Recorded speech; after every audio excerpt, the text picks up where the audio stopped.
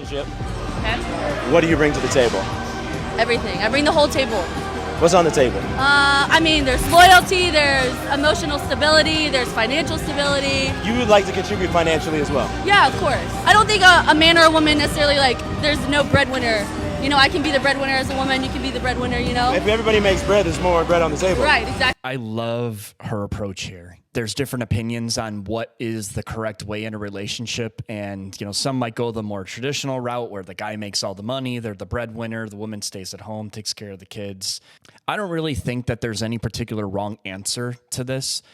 What I think is that fulfillment is a huge thing, right? So the man has to feel fulfilled and so does the woman. So if the woman doesn't feel fulfilled in just a traditional role, then, you know, there needs to be some, you know, something to supplement that, whether it's her going after her own goals or her own business. At least in America, the way it's set up now, you can hardly live off of one income anyway. But I love that attitude because you can actually do both. There is a way for people to go about their traditional roles and add in income from both sides if you really want to. I also think that people, especially in America, they're not really the best with planning out life and finances. So for example, there's so many people that have kids and, you know, they say that, oh, it wasn't planned or, oh, it wasn't something that I was expecting and things like, you know, like the risk of having sex and all that stuff. Like, you know, the risk, like, come on. Like, I don't care what anybody says. There's no such thing as an accidental kid. Like, I just don't believe that. I'm sorry. I don't buy that. The fact that you're doing the deed, that's, you know, that's enough for you both to be like, yep, this could possibly happen. On another note, I think guys really aren't in touch with their bodies enough. It is absolutely possible for guys to be in complete control of the seed before before the seed does the deed. So I don't buy that at all. That's nonsense. But just I kind of went off on a little bit of a tangent there, but I love how she approached this particular question, at least in the beginning. Sounds like there's more that's coming, but she could absolutely have her dreams and so could he, and both being enjoying in life and both contribute. And there's absolutely nothing wrong with that. I don't think there's anything lost in the masculinity. I don't think there's anything wrong in her femininity. I just think that there are multiple ways that people can go about a relationship that works. All you have to do is figure out what you want, what you can contribute, and then you figure out what somebody else might be able to fit into that puzzle to where maybe they make up what you're missing. So if you're missing making a home feel like a home, maybe somebody else can inject that into your life.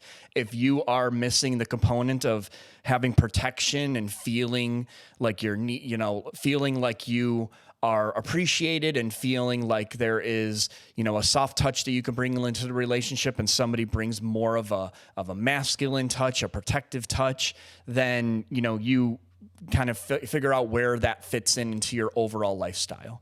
I don't think there's a wrong area here. I just think that you both need to agree and kind of fit in where maybe one person might lack a little bit. There's nothing wrong with that. Exactly, power couple vibes. Okay, what do you expect a man to bring to the table then? I expect him to bring the same thing that I bring to the table. I think there's definitely like some masculine energy that I think he needs to bring to kind of bring out like my feminine energy, you know, like a little dominance, but like not too much dominance. I think that is a perfect answer. I think that is a perfect answer, in my opinion, that women, a feminine energy about you, that's what you're naturally like. That's the natural presence of women in the world, like to bring softness, caring, nurturing, things like that. It doesn't necessarily have to be a motherly instinct, even though that's kind of what we are here for. But it doesn't really matter if you don't follow through with that.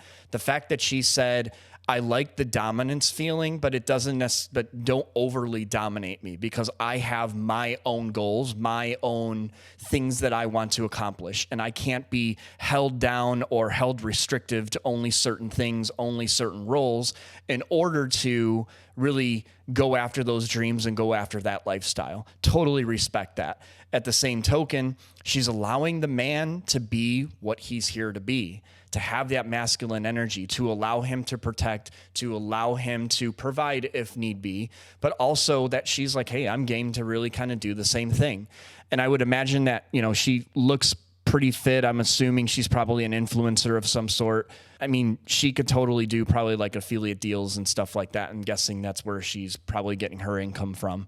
There's so many ways to go about this, but it also sounds like she's allowing for growth in there, which is also something that I think people are missing as well. You're allowed to go into a situation not really knowing what you feel like you want. And then you might find that somebody else brings you comfort, brings you like, oh man, I didn't realize that I had that want in somebody else. I didn't realize that that really seems to fit in with my life vision. This person just seems to really fit in well. Total props to her for that answer. I love this interview. I love the answers that she gave. I think if we had more of that and not such a narrow-minded, restrictive view on what a man or a woman brings into a relationship, this world would be so much better off.